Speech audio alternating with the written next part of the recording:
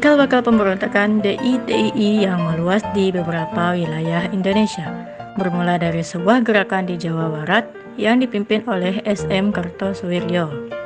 Ia dulu adalah salah seorang tokoh Partai Sarekat Islam Indonesia. Perjanjian Renville membuka peluang bagi Kartosuwiryo untuk lebih mendekatkan cita-cita lamanya untuk mendirikan negara Islam. Salah satu keputusan Renville adalah pasukan RI dari daerah-daerah yang berada di dalam garis Van Mook harus pindah ke daerah yang dikuasai RI. Divisi Siliwangi dipindahkan ke Jawa Tengah karena Jawa Barat dijadikan negara bagian Pasundan oleh Belanda. Kronologi gerakan. Pada bulan Agustus 1948 mendeklarasikan berdirinya DITII sebagai pendukung. Pada 1959 dilakukan operasi militer bernama Pagar Besi oleh Tentara Batalion Siliwangi. Pada 1962 Kartosuwiryo ditangkap dan dihukum mati. Operasi terpadu Pagar Betis digelar di mana tentara pemerintah menyertakan juga masyarakat untuk mengepung tempat-tempat pasukan DITII berada.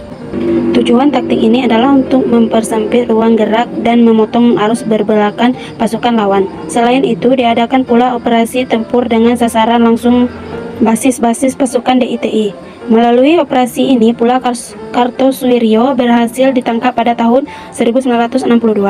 Ia lalu dijatuhi hukuman mati, yang menandai pula berakhirnya pemberontakan DITII Kartosuwiryo. Di Jawa Tengah, awal khususnya juga mirip, di mana akibat persetujuan Renville, daerah Pekalongan, Brebes, Tegal ditinggalkan TNI, Tentara Nasional Indonesia, dan aparat pemerintah. Terjadi kevakuman di wilayah ini dan Amir Patah beserta pasukan Hizbullah yang tidak mau di TNI-kan segera mengambil alih. Saat pasukan TNI kemudian kembali ke wilayah tersebut setelah Belanda melakukan agresi militernya yang kedua. Sebenarnya telah terjadi kesepakatan antara Amir Patah dan pasukannya dengan memasukkan TNI. Amir Patah bahkan diangkat sebagai koordinator pasukan di daerah operasi Tegal dan Brebes. Namun terjadi ketegangan karena berbagai persoalan antara pasukan Amir Patah dengan TNI sering timbul kembali. Amir Patah pun semakin berubah pikiran setelah utusan Kartosuwiryo datang menemuinya, lalu mengangkatnya sebagai Panglima TI Jawa Tengah. Ia bahkan kemudian ikut memproklamirkan berdirinya negara Islam di Jawa Tengah. Sejak itu terjadi kekacauan dan konflik terbuka antara pasukan Amir Patah dengan pasukan TNI. Tetapi berbeda dengan DITII di Jawa Barat, perlawanan Amir Patah tidak terlalu lama. Kurangnya dukungan dari penduduk membuat perlawanannya cepat berakhir. Desember 1951, ia menyerah. Selain Amir Patah, di Jawa Tengah juga timbul pemberontakan lain yang dipimpin oleh Kiai Haji Mahfudz atau yang dikenal sebagai Kiai Sumolango. Ia didukung oleh Laskar Bersenjata Angkatan Umat Islam atau AUI yang sejak didirikan memang berkeinginan menciptakan suatu negara Indonesia yang berdasarkan prinsip-prinsip Islam. Meski demikian, dalam perjuangan untuk mempertahankan kemerdekaan, awalnya AUI bahu-membahu dengan tentara Republik dalam menghadapi Belanda. Wilayah operasional AUI berada di daerah Kebumen dan daerah sekitar pantai selatan Jawa Tengah.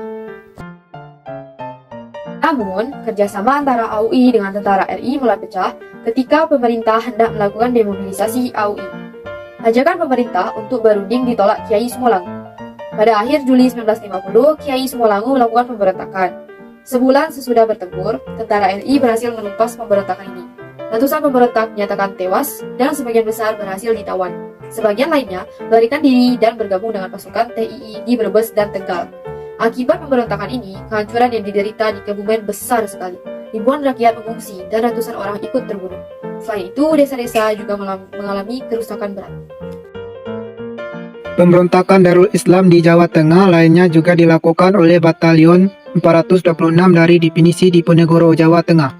Ini adalah tentara Indonesia yang anggota-anggotanya berasal dari Laskar Hizbullah. Simpati dan kerjasama mereka dengan Darul Islam pun jadinya tampak karena di Atauti juga berbasi pasukan Laskar Hizbullah.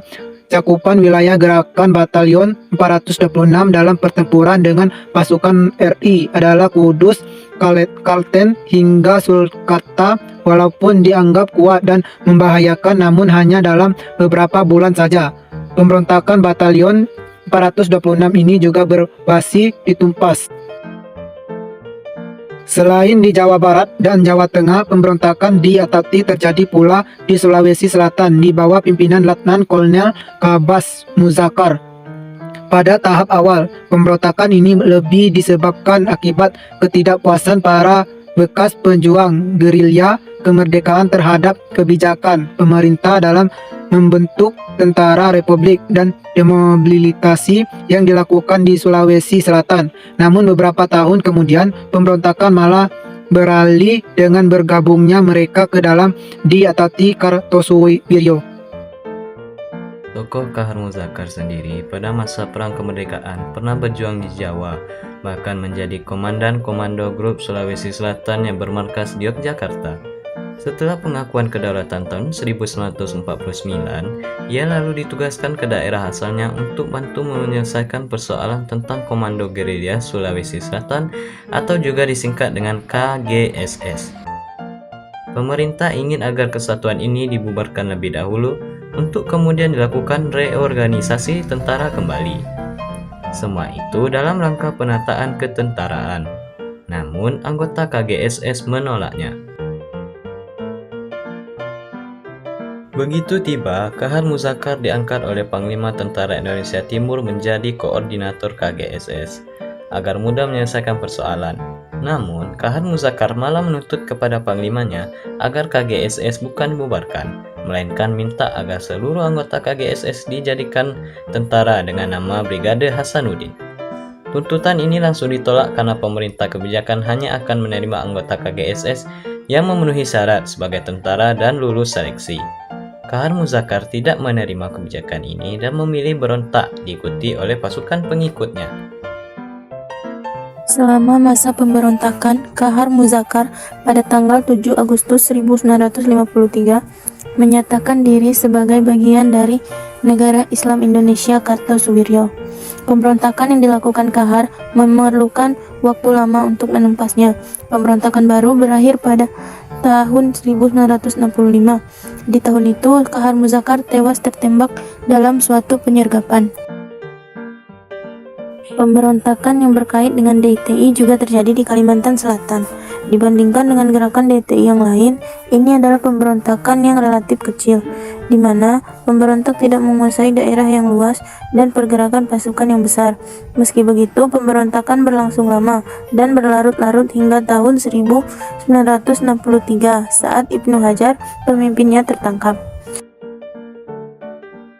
Timbulnya pemberontakan DITI Kalimantan Selatan ini sesungguhnya bisa ditelusuri hingga tahun 1948 saat Angkatan Laut Republik Indonesia atau ALRI Divisi 4 sebagai pasukan utama Indonesia dalam menghadapi Belanda di Kalimantan Selatan telah tumbuh menjadi tentara yang kuat dan berpengaruh di wilayah tersebut. Namun ketika penataan ketentaraan mulai dilakukan di Kalimantan Selatan oleh pemerintah pusat di Jawa, tidak sedikit anggota ALRI Divisi 4 yang merasa kecewa karena di antara mereka ada yang harus demobilisasi atau mendapatkan posisi yang tidak sesuai dengan keinginan mereka. Suasana mulai resah dan keamanan di Kalimantan Selatan mulai terganggu. Penangkapan terhadap mantan anggota ALRI Divisi 4 terjadi. Salah satu alasannya adalah karena di antara mereka ada yang mencoba menghasut anggota ALRI yang lain untuk memberontak. Di antara para pembelot mantan anggota ALRI Divisi 6 adalah Letnan II Ibnu Hajar. Dikenal sebagai figur berwatak keras, dengan cepat ia berhasil mengumpulkan pengikut terutama di kalangan anggota ALRI Divisi 6 yang kecewa terhadap pemerintah. Ibnu Hajar bahkan menamai pasukan barunya sebagai Kesatuan Rakyat Indonesia yang Tertindas atau KRLYT. Kerusuhan segera saja terjadi, berbagai penyesalan damai coba dilakukan pemerintah, namun upaya ini terus mengalami kegagalan. Pemberontakan pun pecah. Akhir tahun 1954, Ibnu Hajar memilih untuk bergabung dengan pemerintahan DITII Kartosuwiryo yang menawarkan kepadanya jabatan dalam pemerintahan DITII sekaligus Panglima TII Kalimantan. Konflik dengan tentara Republik pun tetap harus berlangsung bertahun-tahun. Baru pada tahun 1963, Ibnu Hajar menyerah. Ia berharap mendapat pengampunan, namun pengadilan militer menjatuhinya hukuman mati. Daerah pemberontakan DITII berikutnya adalah Aceh. Ada sebab dan akhir yang berbeda antara pemberontakan di daerah ini dengan di daerah-daerah. Di Aceh, pemicu langsung pecahnya pemberontakan adalah ketika pada tahun 1950, pemerintah menetapkan wilayah Aceh sebagai bagian dari Provinsi Sumatera Utara. Para ulama Aceh yang tergabung dalam Persatuan Ulama Seluruh Aceh atau PUSA menolak hal ini. Bagi mereka, pemerintah terlihat tidak menghargai masyarakat Aceh yang telah berjuang membela Republik. Mereka menuntut agar Aceh memiliki otonom sendiri dan mengancam akan bertindak bila tuntutan mereka tidak dipenuhi. Tokoh terdepan PUSA dalam hal ini adalah Daud Bareu.